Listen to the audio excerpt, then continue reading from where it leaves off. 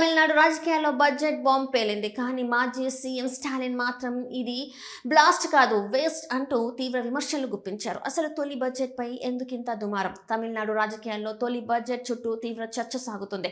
కొత్తగా అధికారంలోకి వచ్చిన టీవీకే ప్రభుత్వం ప్రవేశపెట్టిన తొలి బడ్జెట్పై ప్రతిపక్షం తీవ్ర విమర్శలు చేస్తుంది. మాజీ ముఖ్యమంత్రి డిఎంకే అధ్యక్షుడు ఎంకే స్టాలిన్ ఈ బడ్జెట్పై స్పందిస్తూ ప్రజలు ఎంతో ఆశించిన ఈ బడ్జెట్ నిరాశపరిచిందని వ్యాఖ్యానించారు. సోషల్ మీడియా వేదికగా ఆయన ఈ వ్యాఖ్యలు చేశారు. ఇది బ్లాస్ట్ కాదు, వేస్ట్ అంటూ విమర్శించారు. ప్రజలు భారీ మార్పులు ఆశించారని, కానీ బడ్జెట్లో కొత్తదనం కనిపించలేదని ఆయన అభిప్రాయపడ్డారు. స్టాలిన్ ఆరోపణల ప్రకారం గత ప్రభుత్వంలో అమలైన పథకాలనే పేర్లు మార్చి మళ్లీ ప్రవేశపెట్టుతున్నట్టుగా కనిపిస్తుందని అన్నారు. రాష్ట్ర భవిష్యత్ అభివృద్ధికి అవసరమైన కొత్త ప్రణాళికలు లేదా దూరదృష్టితో కూడిన నిర్ణయాలు బడ్జెట్లో కనిపించడం లేదని ఆయన విమర్శించారు. అంతేకాదు, ఎన్నికల సమయంలో ప్రజలకు ఇచ్చిన ముఖ్యమైన హామీల అమలుపై కూడా బడ్జెట్లో స్పష్టత లేదని ఆయన ప్రశ్నించారు.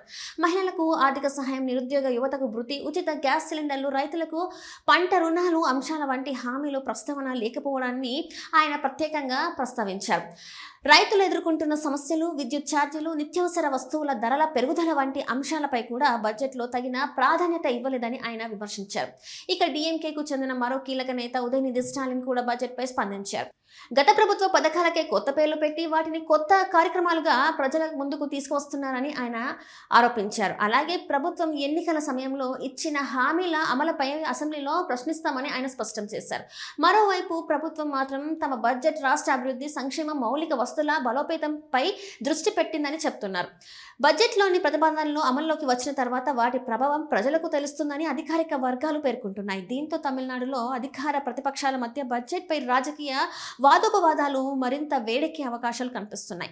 అయితే బడ్జెట్పై వచ్చిన విమర్శలు, ప్రభుత్వ వివరణలు, అసెంబ్లీలో జరిగే చర్చల తర్వాత అసలు పరిస్థితి మరింత స్పష్టమవుతుంది.